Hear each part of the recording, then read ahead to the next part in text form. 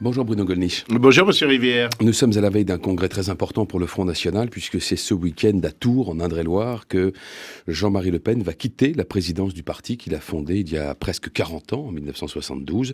Deux cadres du Front National sont candidats à la succession, Marine Le Pen et vous.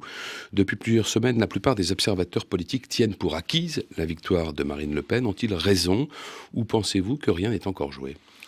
Je pense que rien n'est encore joué parce que les bulletins de vote sont parvenus sous pli fermé directement entre les mains d'huissiers qui vont commencer à procéder aujourd'hui, ce matin même d'ailleurs, à l'instant, au dépouillement.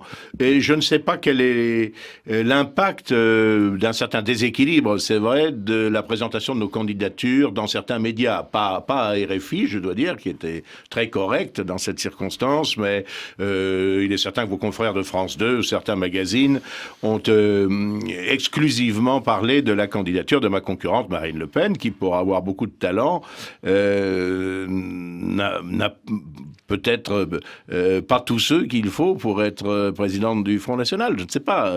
En tout cas, moi je pense que j'en ai d'autres. Quelle qualité lui manquerait alors Non, je n'ai pas besoin du tout de dénigrer la candidature de Marine Le Pen pour présenter la mienne. Je crois en avoir d'autres. Je crois avoir une expérience politique, une certaine fermeté dans les convictions qui n'est pas exclusive d'une volonté de dialogue, y compris avec des personnes qui ne pensent pas comme nous et dont une large part, à mon avis, devrait rejoindre nos rangs. Je pense aussi bien à des personnes sur notre droite qui sont attachées à la défense des valeurs traditionnelles de façon légitime, qui jusqu'à présent ont suivi des personnalités comme M. De Villiers ou d'autres.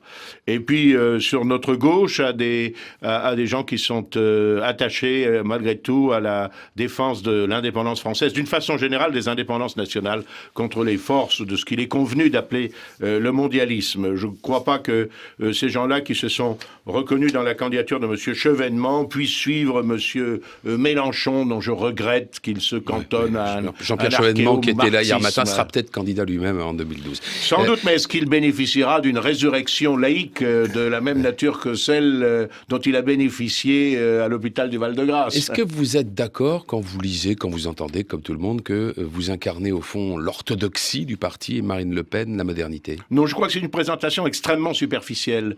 Qui tient quoi, aux apparences seulement? Oui, aux apparences, et puis peut-être à un certain grégarisme dans votre profession, permettez-moi de vous le dire, auquel vous échappez, vous, sans doute personnellement. Grégarisme, grégaire, suivisme, hein, c'est pour oui, pour tout à expliquer. fait, oui, c'est vrai que quand une ânerie se trouve dans Le Monde ou dans Libération, elle est reprise un peu en boucle par tous vos confrères. Non, je crois que Marine Le Pen n'est pas hétérodoxe par rapport, si tant est qu'il y ait une orthodoxie du Front National. Je pense d'ailleurs que nous avons en commun quand même un socle de conviction, sinon nous ne serions pas à l'intérieur du même parti. En revanche, je ne suis pas le représentant des archéos, des ringards, etc. Je crois être un homme assez ouvert, y compris sur le plan international. J'ai beaucoup de contacts en Europe, mais aussi hors d'Europe, en Afrique, en Asie. Je suis intimement pénétré de l'idée que ce qu'il nous faut faire, c'est prouver que François Mitterrand avait tort dans ce discours talentueux du Parlement européen dans lequel il disait « le nationalisme, c'est la guerre ». Certains nationalismes, oui, ont pu conduire à la guerre. Notre nationalisme n'est pas de cette nature-là. Il procède d'une défense légitime des identités qui est comprise par d'autres peuples. En Europe et même hors d'Europe, vous seriez surpris de voir qu'un certain nombre d'intellectuels ou de leaders africains, asiatiques, pensent en réalité exactement comme nous. Bruno Gollnisch, est-ce qu'il est vrai que Marine Le Pen veut dédiaboliser le Front National, le rendre plus fréquentable, alors que pour vous, ça n'est pas la priorité?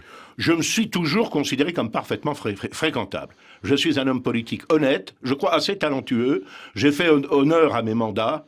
Je n'ai jamais trahi mes électeurs. Je paie mes campagnes avec mon argent, en tout cas avec des contributions qui sont parfaitement légales. Mes adversaires n'ont pas toujours pu en dire autant. Le fait d'être diabolisé est un honneur d'une certaine façon. Quand il est le fait précisément d'un système qui entraîne notre pays dans ce qu'il faut bien décrire comme l'ornière de la décadence, dont on voit les manifestations dans à peu près tous les domaines. La montée est-ce que Marine Le Pen serait prête à trop de concessions, elle, pour être mieux acceptée dans la classe politique? Je ne sais pas, on gratifiait Marine de cette volonté, de cette politique de dédiabolisation, mais on n'a jamais dit de façon claire en quoi elle consistait. D'où mon scepticisme. Moi, je ne suis sur pas... un point particulier, sur le soupçon d'antisémitisme qui pèse sur le Front National, elle a voulu là-dessus lever toutes les ambiguïtés, par exemple. Elle a tout à fait raison de lever toutes les ambiguïtés. Le fait d'en vouloir à quelqu'un à cause de son origine ou de sa religion m'est également totalement étranger et odieux. Et c'est d'ailleurs totalement étranger et odieux aussi à Jean-Marie Le Pen. Voilà. D'ailleurs, le Front National est ouvert à des gens de toute confession et il en est qui siègent jusque dans ses instances dirigeantes. Si Marine Le Pen est la présidente du Front National dimanche soir, est-ce qu'elle pourra compter sur vous? Certainement. J'estime que quand on prend part à une compétition, on en accepte les résultats. C'est une question de dignité, c'est une question d'éthique, je dirais presque une question d'esthétique. Par conséquent, je continuerai à servir la cause que j'ai toujours servie, et à l'intérieur du mouvement d'évidence le plus apte à le faire, qui est aujourd'hui le Front National. Marine Le Pen est visée par une enquête du parquet de Lyon pour incitation à la haine raciale après ses propos sur les prières de musulmans dans la rue, qu'elle a comparé à l'occupation. Est-ce que vous êtes solidaire d'elle sur cette affaire et de ses propos? Je suis... le propos, j'aurais pas tenu nécessairement ce propos-là. D'ailleurs, elle a bien précisé qu'elle ne faisait pas de comparaison avec une occupation militaire. Bon, ce qu'on oublie de préciser, comme toujours, les citations sont un peu tronquées. Je suis pas chargé de défendre Marine Le Pen, mais je défends sa liberté d'expression. Absolument, de façon tout à fait intransigeante, comme je défends celle de Zemmour.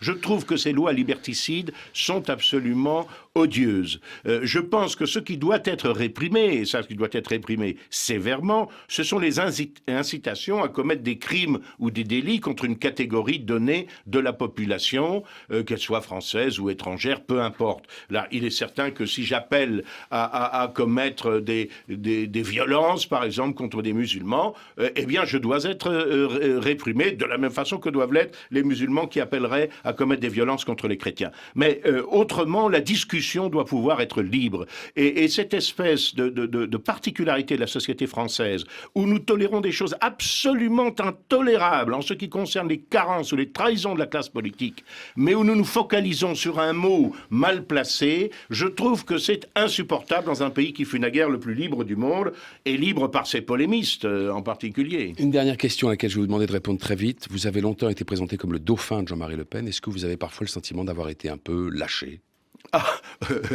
Un peu, c'est peu dire, puisque Jean-Marie Le Pen s'est prononcé en faveur de Marine. Mais il en avait parfaitement le droit. J'aurais préféré, à titre personnel, qu'il reste évidemment un arbitre. Ça ne diminue pas l'estime, l'amitié, je dois même dire l'affection que j'ai pour lui. Merci Bruno Gollnisch. Bonne journée.